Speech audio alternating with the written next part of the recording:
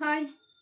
கோயிலில் போடுற அன்னதானம், கூழ் ஊத்துறது, இந்த விசேஷம்லாம் எதுக்குங்க? வீட்டில் சாப்பாடு இல்லையா? கூழ் ஊத்துறதுக்கு ஏன் ஓடுற அப்படி கேட்குறாங்கல்ல.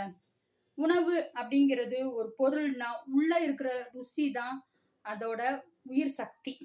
அது கடவுளுக்கு, இறைவனுக்கு நம்ம படைக்கும்போது அந்த உயிர் சக்தியோட தன்மை அதிகமாகுது.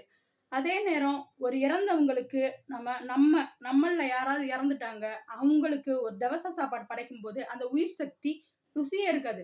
எவ்வளவுதான் கஷ்டப்பட்டு வகை வகையா ஆக்கப்பட்டாலும் அதுல ருசியே இருக்காது. ஏன்னா பிரேத ஆத்மாக்கள் அவங்க அந்த விருந்த உணவு உண்டுட்டு போயிருவாங்க.